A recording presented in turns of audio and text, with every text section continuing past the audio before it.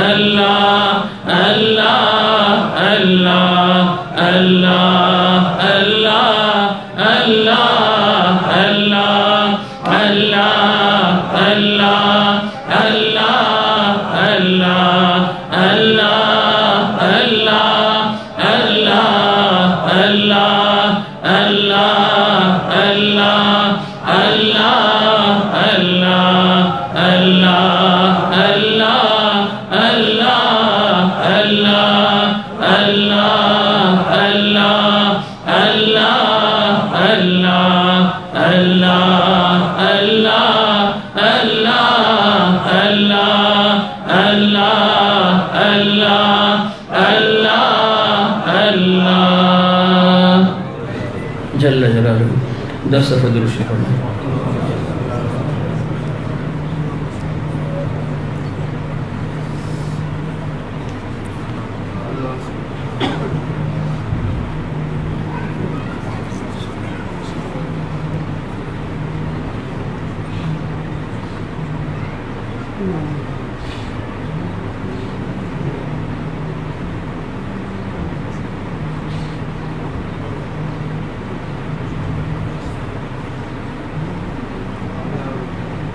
پانچ دفعہ استغفار پڑھیں.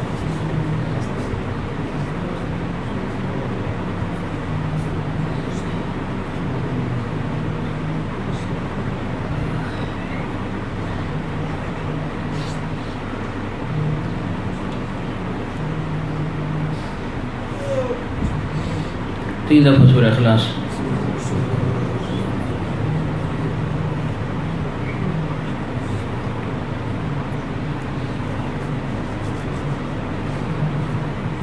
یا اللہ ہمارے اس بیٹھے کو قبول فرما. جو سنا ہے اللہ اس پر عمل کی توفیق عطا فرما.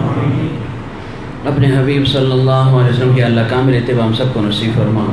ہر سنت پر یا اللہ عمل کی توفیق عطا فرما. اپنا تعلق خاص اپنی معرفت اور محبت یا اللہ ہم سب کو نصیب فرما. اس کا ثواب یا اللہ ہمارے شیخ علی مقام کو پہنچا دے. درجات عالیہ ان کو نصیب فرما. قبر پر یا اللہ نوارات کی بارش نازل فرما. زمرہ اولیاء میں وہ مقام عطا فرما جو شان کے ساتھ لائق ہے. اپنے حبیب صلی اللہ علیہ وسلم کی دائمی رفاقت و صحبت نصیب فرما. ان کے فیضات سے ہم سب کو بہرہ مند فرما. ان کے فیضات دنیا میں عام اور تام فرما. دنیا کے کونے کونے تک پہنچا، ہم سب کو یا اللہ ذریعے کے طور پر استعمال فرما۔ یا اللہ جتنے بھی موجود ہیں یا غائب ہیں، جس کے دل میں جو بھی جائے شرعی حاجت ہے غیبی خزانے سے اس کو پورا فرما دے۔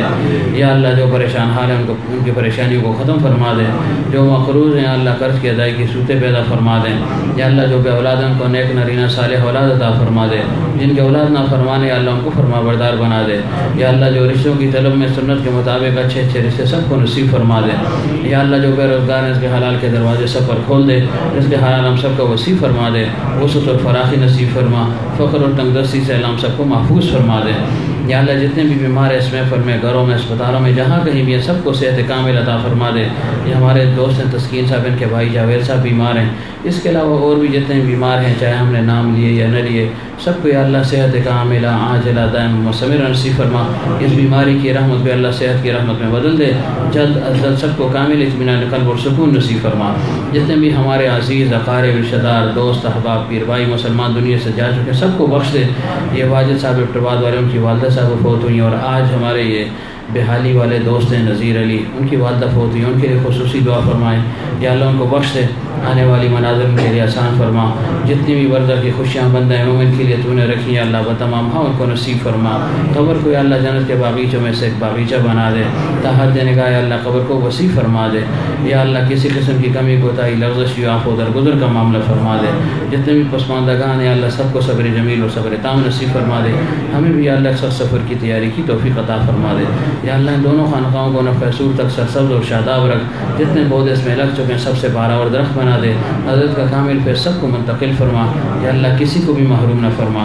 یا اللہ جب تک ہم زندہ ہیں دین متین پر ہم کو قائم اور دائم رکھ، اور جب دنیا سے جانے کا وقت تو لا الہ الا اللہ محمد الرسول اللہ صلی اللہ علیہ وآلہ وسلم ہماری زبانوں پر جاری فرما۔ سبحان ربک رب العزت عما یصفون وسلام علی المرسلین والحمد للہ رب العالمین برحمتک یا